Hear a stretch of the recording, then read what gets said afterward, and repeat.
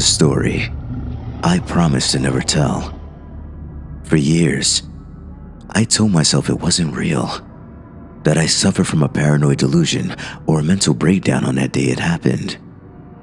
Even now, I still can't fully rule out a mental health episode during my youth, but in the 20 years since, I've never experienced anything like it, nor have I been able to determine any logical explanation for the bizarre and terrifying occurrences. So, unless I was secretly slipped some previously unknown psychedelic drug on the morning in question, I must conclude that my experience was real. And that is what terrifies me to my very core, because as time goes on, I fear that the horrors I was exposed to back then will one day come to our world. And when that day comes, God help us all. But I'm getting ahead of myself, so let me take you back to that fateful morning. I was a first-year history student attending a well-known UK university. I won't name my school here, but suffice to say, it's not notorious for paranormal occurrences or unexplained incidents. Sure, it's an old university with its fair share of urban legends and ghost stories, but nothing that really stands out. But tales of phantoms and ghouls were the last thing on my mind on that Wednesday morning. Like most first-year students, I did my fair share of partying, and I'd been out late on that Tuesday night, sleeping in and running late for my 9 a.m. lecture. I recall hastily throwing on some clothes and quickly brushing my teeth before grabbing my rucksack and sprinting out of my halls and across the street to the lecture hall. I was still in a daze, hungover and half asleep as I made the frantic dash across the concrete, panting and sweating but barely taking in my surroundings. If I'd been more savvy, I might have realized something was wrong before I reached the lecture theater. But instead, I ran straight into a trap. There was a moment, however, when I felt something wasn't right. It came just as I ascended the stairs and prepared to push open the lecture room door. It was like some kind of sixth sense, a primal fear buried deep inside my subconscious, or perhaps my soul itself. I experienced a literal chill down my spine, freezing momentarily with my hand on the ice-cold door handle. It was like there was a voice screaming inside my head, telling me that I shouldn't go inside. I should have listened to my instincts, but I was young and foolish, telling myself this was stupid and I had nothing to fear. And so, I pushed the door open and entered, making a decision that I'll regret for the rest of my life.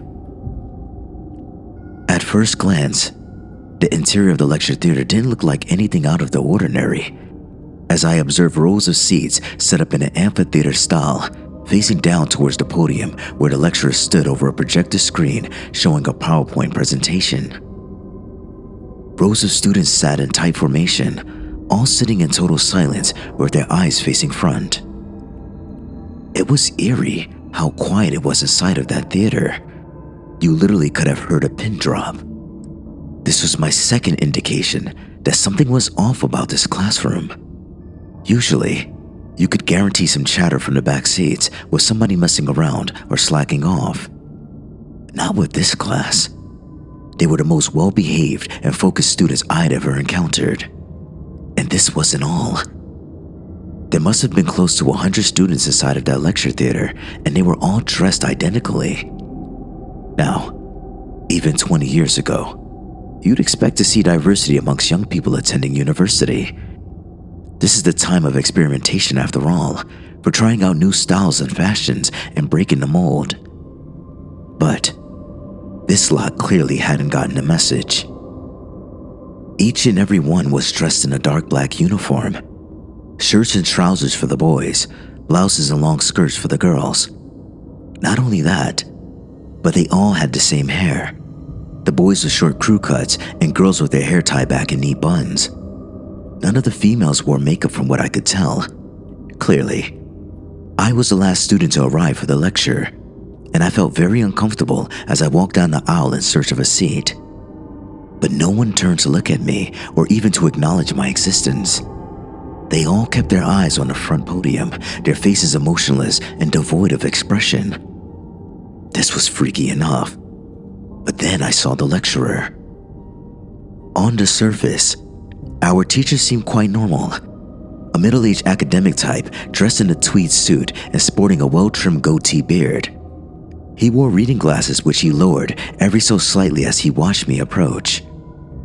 Alarm bells were ringing inside my head as I looked into his dark eyes and observed the barely suppressed malice. I'd never met this man before, but I could tell straight away that he hated me and I had no idea why.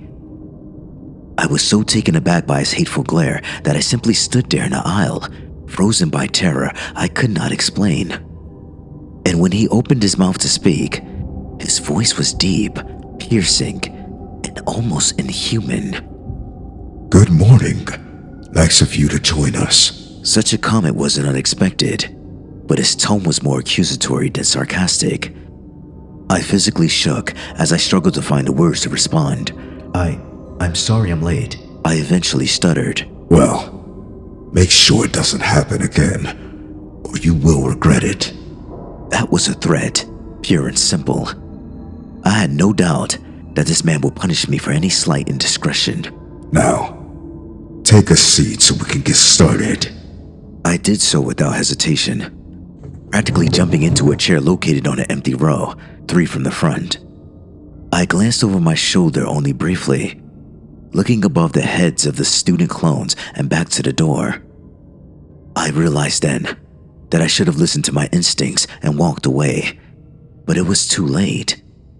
There was no way I could slip away now, not with the lecturer's cutting glare upon me.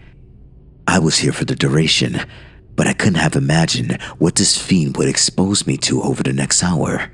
"Now, before we begin today's class, I have some housekeeping to deal with. First off, health and safety. The university authorities have asked me to remind you all that there are no emergency exits in this building. So in case of a fire, you're all going to fry." This struck me as a joke and very poor taste, but the lecturer kept a straight face and there wasn't even a snicker from the assembled students. "And your essay assignments are due on Friday. The penalty for late submission is 20 lashes from the cat o' nine tails. No exceptions." What the fuck? I thought but didn't say. 20 lashes? Was this psycho really advocating corporal punishment? I couldn't believe what I was hearing, but the weirdest part was still to come. "Right. Let's pick up where we left off last week. Our topic, the final war, 1939 to 42. He clicked the remote control device in his hand to show the first slide in the presentation, which repeated the course title, displaying the words using a black, gothic font against a blood-red background. I had to think for a second before I realized the obvious problem with the course title. The lecture I was meant to be attending this morning was on the Second World War, and of course this global conflict had lasted from 1939 to 1945. What's more, I had never heard this period referred to as the Final War, a title which would be factually incorrect for obvious reasons. My confusion grew as the creepy lecturer presented the next slide.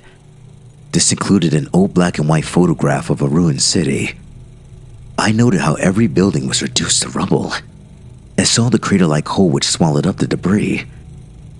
This did not look like a crater caused by a bomb or artillery shell, but rather a deep, gaping opening in the ground which had no logical explanation.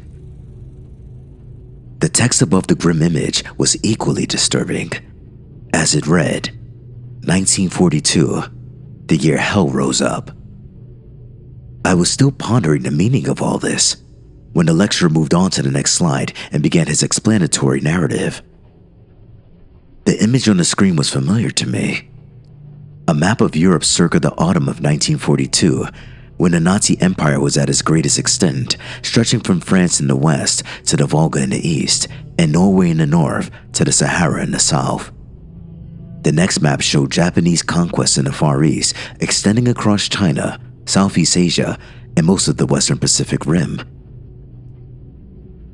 This was the point of the war, where the Axis powers seemed on the verge of victory, as their militaries conquered and occupied vast swaths of territory and oppressed millions of people. But of course, the Allied powers were mustering their forces and preparing for counterattacks across multiple fronts, mobilizing vast armies and resources to achieve a total victory by 1945. This lecturer had a very different story to tell. The course of the war to date had gone reasonably well. From our perspective, the Nazi juggernaut has swept across Europe, toppling nations, destroying armies and slaughtering countless innocents. Disciples of chaos, violence and bloodshed, perhaps the best we've seen throughout human history. Yes, the fascists proudly bore the mark of Cain, but they weren't the only ones. The godless Soviets were quite happy to starve and shoot millions in pursuit of their workers' paradise, and the Japanese conquered and enslaved their fellow Asians, and even the liberty-loving British and Americans could justify bombing cities into the ground. Yes, evil was flourishing and violence had become normalized on a mortal plane. Mankind had created this bloodbath, and they unwittingly presented us with the perfect opportunity to rise up and launch our own assault upon the Earth. I visibly shook when I heard those words. What I was hearing made no sense whatsoever. It was farcical, and I wondered whether this was all some kind of elaborate practical joke. But deep down, I didn't believe this was the case. Everything I'd seen and heard seemed so real. I'd never been a great believer in the paranormal or spiritual world, nor was I particularly a fan of science fiction. I couldn't fathom the idea that I'd somehow been transported to a different dimension or plane of existence, but my instincts told me I was in mortal danger. My panicked brain tried to formulate a plan, but all I could think to do was sit quietly and wait for the opportunity to get out. And in the meantime, I would listen to the lecturer's bizarre and disturbing alternate history of World War II. The next slide was a more detailed map of the Caucasus region of southern Russia, centered around the city of Stalingrad, a scene of perhaps the most famous battle of the entire war. A city named for one despot and created by another. Stalingrad was the scene of some of the most brutal violence in human history. Savage urban warfare between two vast war machines. The streets ran with blood, and the carnage provided the ideal launchpad for our invasion of the surface world. I gulped, wondering what the hell he was talking about. I couldn't have predicted what happened next, not in my worst nightmares. The next slide was source material. An extract from the diary of Sergeant Viktor Petrov of the 34th Guards Rifle Division, stationed on the Stalingrad front and dated the 1st of November, 1942. The lecturer instructed us to study the translated account carefully, which I did. Not only that, but I copied the exact text down onto my notepad and have kept it to this very day. It read as follows. The fascist dogs have bombarded our positions throughout the day, mercilessly attacking our remaining positions on the west bank of the river. Their stormtroopers push forward slowly, but we fight them for every inch of territory, street by street, house by house. Our casualties are heavy, but morale remains high. We have heard rumors of a planned counter-offensive with troops amassing on the east bank. If we can only hold the fascists back for a few more weeks, we will turn this battle around. At this point, there was a gap in the transcript. When it continued, the tone of the account changed significantly. I thought I had seen hell, but I was wrong. The horrors of this battle were only a prelude to an evil beyond belief. It started at midnight. The shooting and artillery stopped suddenly, and an eerie silence fell over the battlefield. A moment later, the ground shook with an unprecedented ferocity. An earthquake, which brought the already ruined buildings toppling down on our positions. In the chaos that followed, I noticed something horrific and inexplainable. The river Volga was boiling, its waters warmed to an impossible heat, despite the bitter cold in the air. My comrades and I could only watch in shocked awe as the ground before us opened up, revealing a vast, gaping hole descending deep into the earth. That was the moment when I noticed a change in my comrades. Brave men who'd fought tooth and nail against the fascists suddenly broke down sobbing, praying to a god we were told didn't exist. The doctrines of Marx, Lenin, and Stalin cannot explain this event. Socialism has no answer for the evils we are witnessing. The fire came first. An endless procession of burning orbs which ascended from the hole in the earth, each the size of an automobile and burning with a fiery intensity as bright as the sun. There must have been thousands of these fireballs, all rising into the dark sky above. Some fell on our positions, causing huge explosions which destroyed vehicles and men, resulting in utter carnage. We saw how these fiery orbs also hit the fascist lines, dispensing any last doubts that this could be a new weapon deployed by the Germans. Soon, the entire city was ablaze, but many more orbs ascended from the depths, heading beyond the city's borders and flying north, south, west, and east.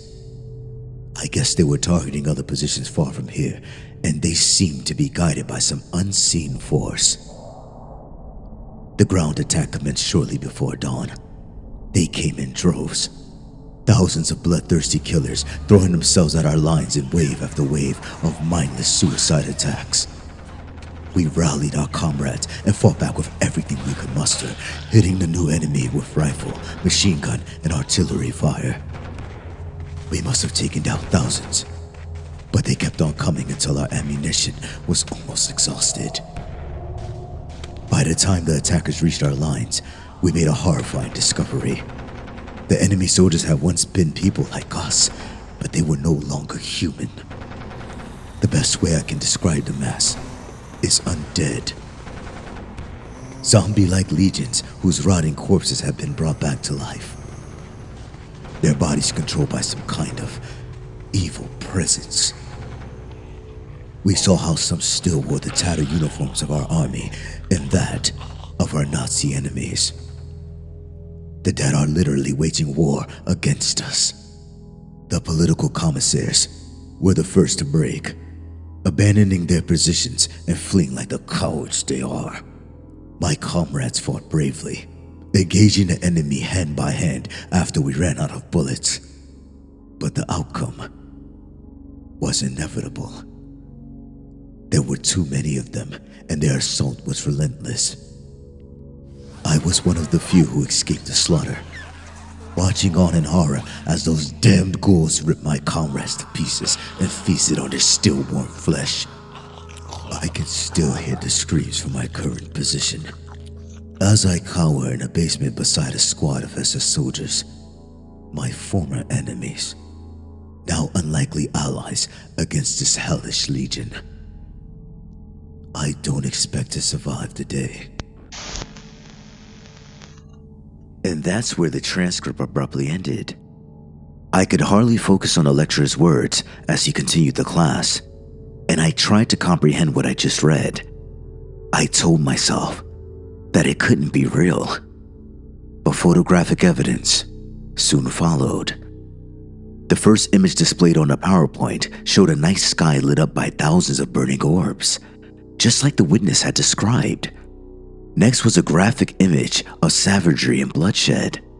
The photographer appeared to be on the roof of a building overlooking a blood-splattered city square overrun by zombie foot-like soldiers who feasted upon the entrails of dead or dying soldiers, both Soviet and German. Last came a grainy black and white image of something truly terrifying. A vast gargoyle-like creature perched on top of a ruined building, its wings folded. I noted its evil scowl, exposing rows of dagger-like teeth and the blackness in its eyes, like those of a shark. Seeing those foul images only added to my anxiety, but somehow, I was able to compose myself enough to keep listening as the twisted professor continued his lecture. The hellmouth that we opened beneath Stalingrad was the first, but many more followed over the days to come. Our forces launched coordinated attacks on every front across Europe, Asia, and North Africa. And indeed, we opened new fronts far from the previous conflict zone. The Americas, Australia, India. No nation or colony would escape our glorious onslaught. To confirm his point, the lecturer clicked on to the next slide. A map of the world showing the locations of multiple hellmouths as he described them, located across each and every continent. Given what I've seen and heard about the assault upon Stalingrad, I could only imagine the horrific impact of these multiple invasions on the world already torn apart by war. But there was worse to come. The next slide included a hyperlink to an audio file, which the lecturer promptly played over the speakers. The clip was a news broadcast by BBC Radio in London, dated the 7th of November, 1942. The newsreader's name was unknown. Once again, I wrote frantically to transcribe the content onto my notepad. I don't think I got it word for word, but I certainly got the gist. Ladies and gentlemen, this is today's news. I am reporting from our nation's capital, a city in flames. We have lived through the relentless German bombing during the dark days of 1940, but this latest campaign of wanton destruction is at least 10 times more severe. For the past 72 hours, our great capital has been subjected to a constant bombardment by fiery orbs, all of which appear to have ascended from the so-called hellmouth located in central France. The devastation and carnage is unprecedented, with hardly a district of London remaining untouched by this indiscriminate attack. Reports are sketchy, but it appears that all our major landmarks have been hit and are now in flames. St. Paul's Cathedral, the Houses of Parliament, Tower Bridge, and generations of our history and heritage destroyed, engulfed by an unholy fire. Our brave airmen and ground defense teams have fought frantically against the onslaught, but it seems they are almost powerless against this hellish force. The ground assault began at dawn yesterday morning and was similar in nature to what we have seen on the continent and in Russia. Mindless zombie-like hordes have taken to the streets, attacking soldiers and civilians alike in a merciless blood frenzy. Casualty numbers are unknown, but are certainly in the thousands. The newsreader paused for a moment. When he spoke again, a raw emotion was evident in his previously monotone and clipped voice. The whereabouts of the royal family and the government are unknown. We are unable to confirm reports that the Prime Minister perished whilst personally leading the defense of Downing Street. There are rumors of attacks across the country by all manner of vicious beasts, giant serpents emerging from the English Channel, savage wolfmen stalking the Scottish countryside. We have little to no information about the situation overseas. All contacts have been lost of Cape Town, Calcutta, Sydney, and Toronto. Barely a corner of the empire has escaped this fiendish assault. At this point, the newsreader's transmission abruptly ended. They're followed by a few seconds of static before a new voice took over the broadcast. The speaker's tone was deep, chilling, and barely human. Last version. The Dark Lord has arrived on the mortal plane, and his legions are conquering the earth in his name. Nothing can stop our onslaught. Those who wish to survive must join us. We require a sacrifice to our master. Follow these instructions carefully. Take a knife or sharp instrument and use it. You must kill a family member or neighbor. Slice open their belly and feed on what's inside. This must be done. Evil shall prevail.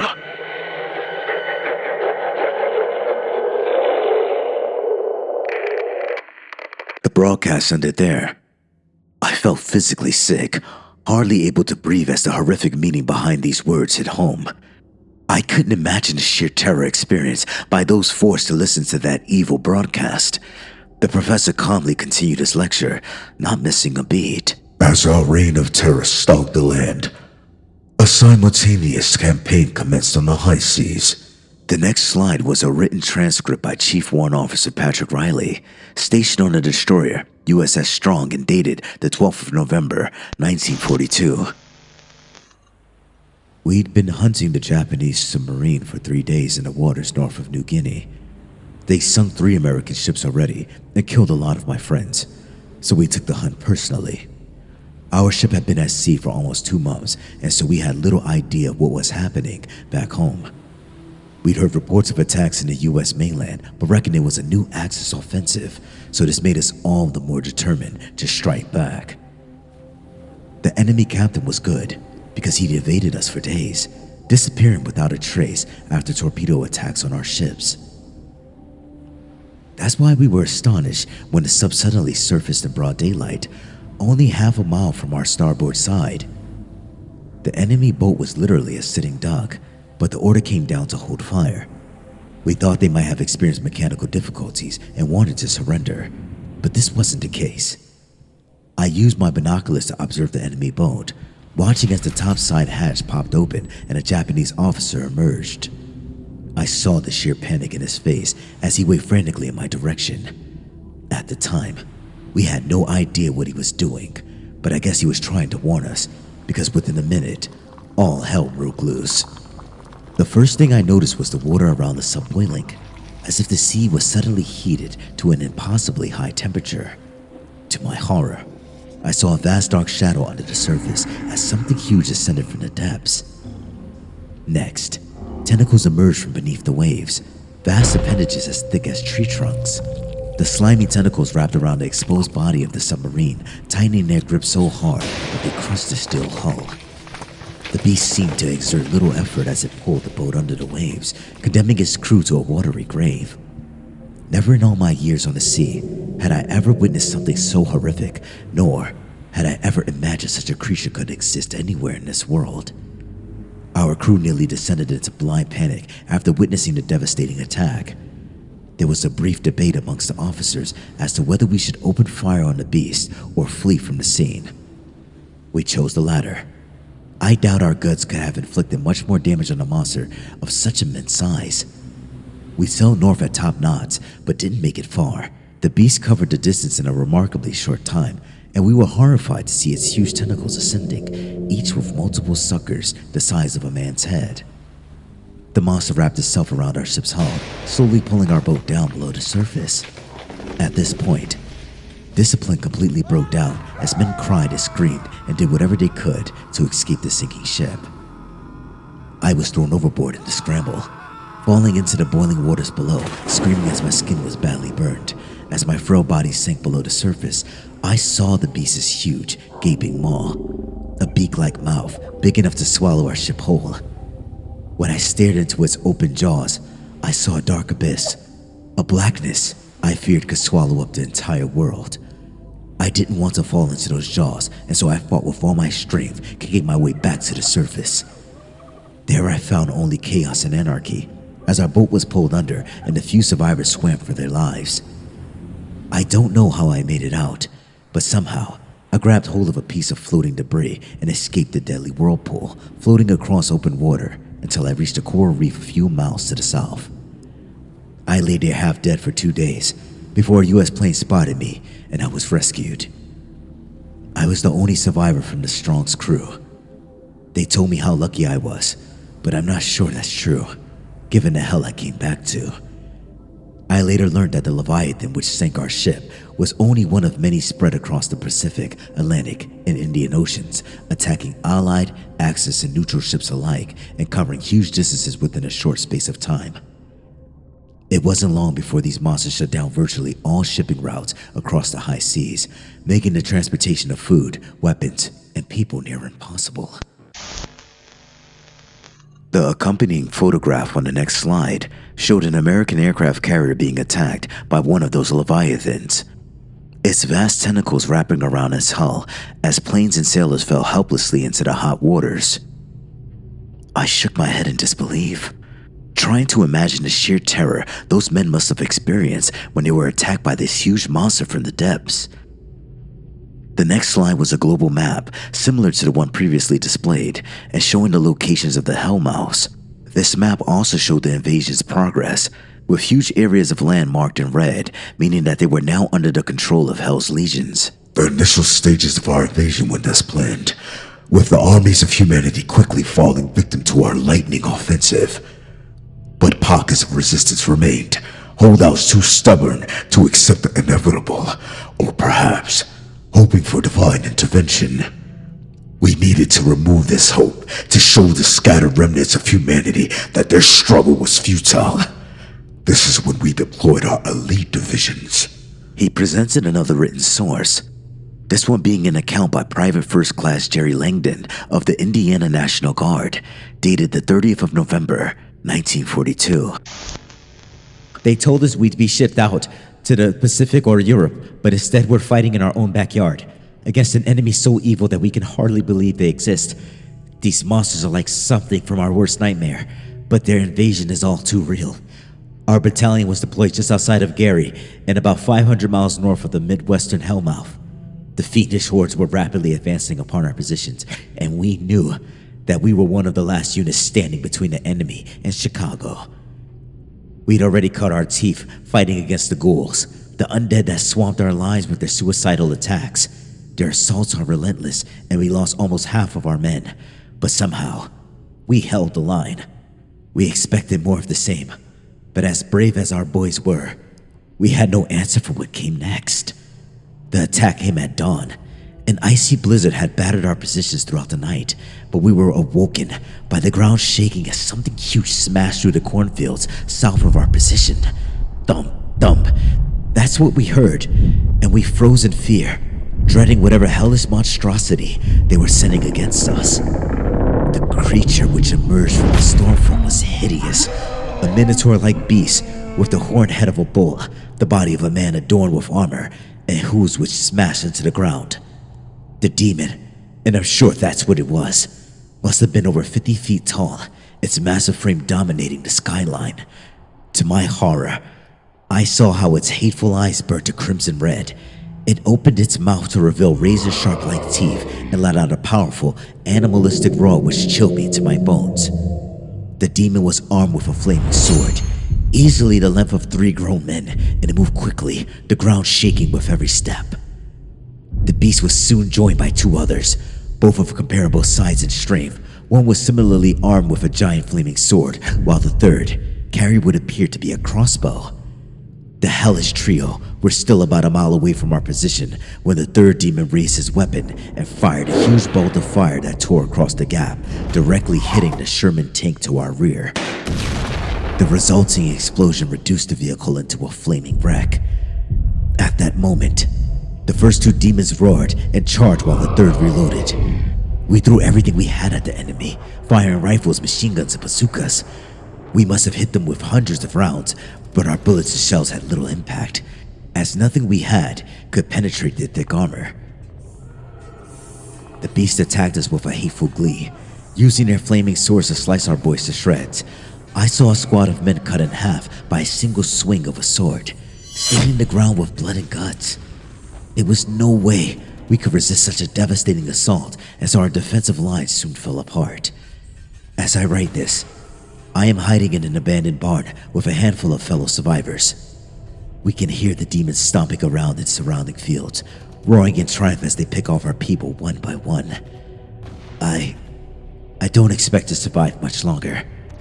I'm writing this in the hope that my words make it back to my wife and children. I want them to know that I'm sorry. We tried everything to stop this evil, but their power is too great. I love you all, and pray we'll meet again in a better place. The soldier's final words nearly brought me to tears, but what I saw next was truly terrifying. A grainy black and white film appeared on the projector screen, showing a cornfield and a wooden barn, presumably somewhere in the American Midwest. The ground beneath the cameraman's feet shook, making it difficult for him to hold the camera steady. Then the demon came into shot, its huge frame dominating the skyline. The horned beast was almost twice the height of the barn. I noted how the thick steel armor it wore was marked with dents, presumably caused by bullets, but the beast did not appear to be wounded. The demon moved slowly, but with purpose, appearing to sniff the air as it carefully surveyed its surroundings. Suddenly, the beast reached out with its mighty clawed hands, tearing the roof off the barn and reaching inside.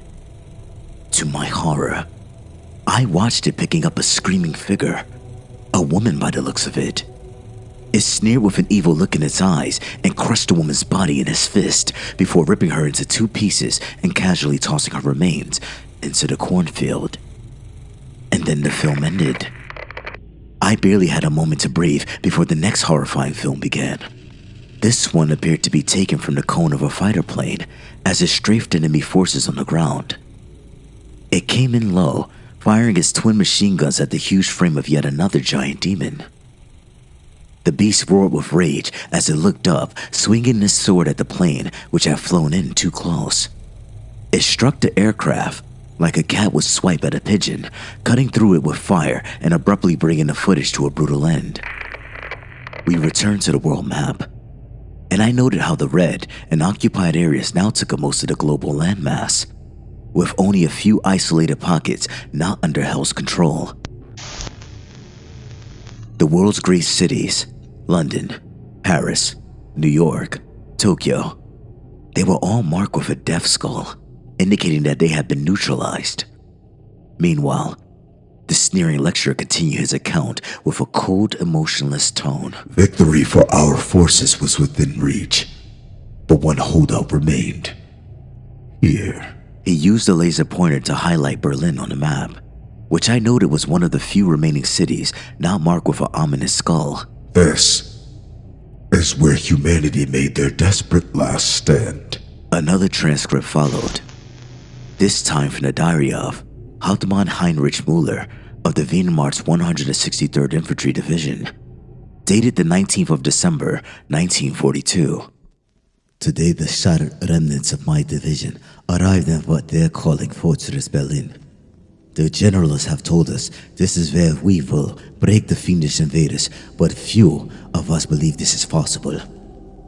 We will surely die in the city, but at least we'll die fighting. Berlin is already a graveyard, having been subjected to a constant bombardment by their damn fireballs. But we have learned some lessons from the disaster at Stalingrad, using the ruined buildings to our advantage as we engage the enemy in urban warfare. Perhaps we will hold them back, for a time at least. Our forces are quite the mixed bunch, consisting of battered Wehrmacht units, the remnants of the Red Army, and scattering of French and Poles. Air support is being provided by the few planes that Luftwaffe and RAF have left. We have even some freed Jewish prisoners fighting as auxiliaries. And the price we paid for this tenuous coalition, deposing Hitler and his Nazi cronies, they're all dead now, replaced by a junta of Prussian generals who rule over with what little remains of the German Reich. We are anticipating simultaneous attacks from both the west and east, and our recon planes have reported huge forces amassing on the city's borders. We can deal with the zombie hordes as long as our ammunition supplies holds out. The giant demons are far more serious foe, however. The generals tell us they can be killed by concentrated artillery bombardment or aerial bombing. Time will tell whether this is true. The weather is bitterly cold, and the tension and fear inside the city is palpable. Every day, we lose more people, soldiers and civilians both. Many die from exposure or starvation, while others have committed suicide. And some have gone over to the other side. One of our patrols called into an apartment block late last night after reports of a disturbance. They entered a family home to find a horrific scene. The mother and 3 children were laid out across the floor, their throats slit from ear to ear, and their bellies cut open, exposing their innards in a sickening display. The father still had the butcher's knife in his hand, his mouth dripped with blood, and there was a crazy look in his eyes, like he'd stared into the abyss for too long, the darkness having driven him insane. He charged at our men with the knife raised, unleashing a hellish wail as he came. 2 soldiers pumped him full of bullets with their MP40s, hitting him with almost 60 rounds before he finally stopped breathing. Sadly, incidents like this have become commonplace. We have heard little from the rest of the world. The support we hope to receive from the Americans has not been forthcoming, and the reports we've received say the entire east coast of the US is ablaze. The few survivors who make it out of the enemy-held territories describe scenes of unspeakable cruelty and a biblical-scale slaughter. Perhaps our ramshackle army is the last significant resistance to Hell's invasion. We stand ready to fight as humanity's final hope. Next excerpt was dated the 23rd of December 1942. I transcribed it as follows. The attack began at dusk as thousands of fireballs fell on our positions with deadly accuracy, setting the city ablaze. Next came the Harpies, flying beasts which ascended from the dark skies to pick off our troops. Our anti-aircraft gunners had some success in combating these winged beasts, but our success was short-lived. The ground attack commenced at midnight in the same manner we've come to expect, with hordes of the undead assaulting our lines, closely followed by the towering demons. Wave after wave of the enemy fell under fire. One of the demons was slain by heavy artillery fire, resulting in a chorus of cheers from our men. But once again, our victory was only temporary. The demons always fight in threes, and the other two reacted with fury to their comrades' death, smashing our 88mm guns to pieces with their flaming swords. Our losses have been heavy, and we've been forced to abandon the suburbs, withdrawing our remaining forces to the city center.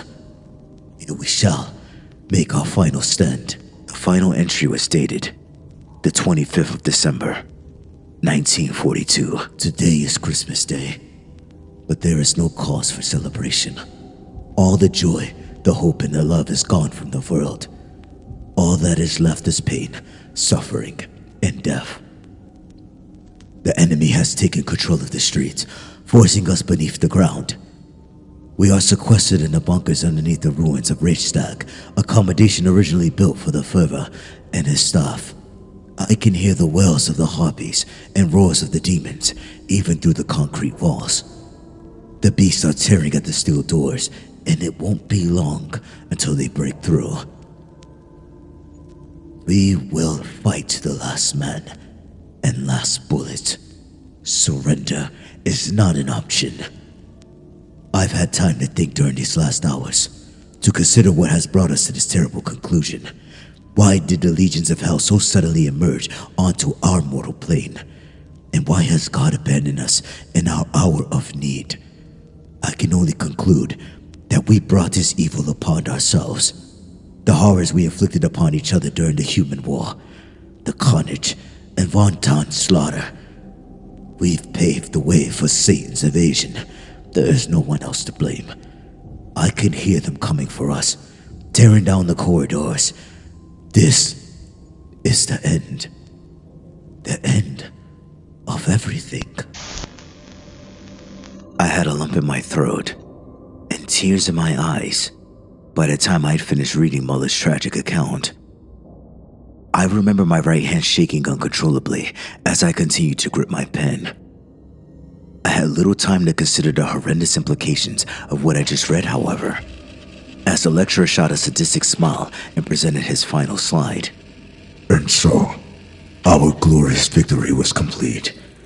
The age of mankind was at an end, and the time had come for our master to claim his spoils of war.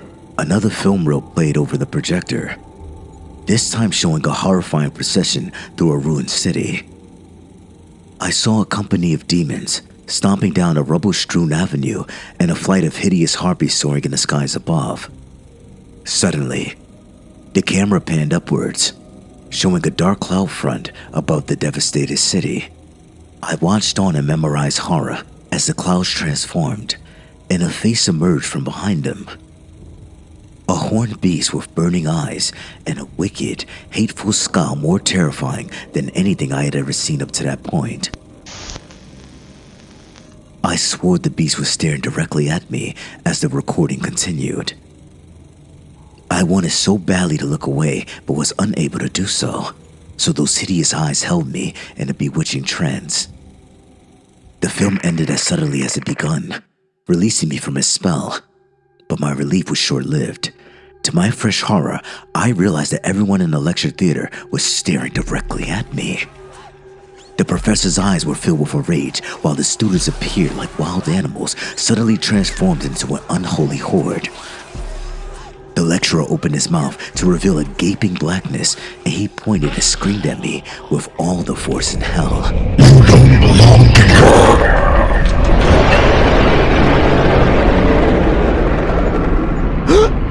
instincts kicked in as I realized I had to get out. There was barely time to grab my notepad before I sprinted up the aisle and towards the exit. The zombified students cried out in unison, emitting banshee-like wails as they darted towards me, their claw-like hands reaching out to grab me.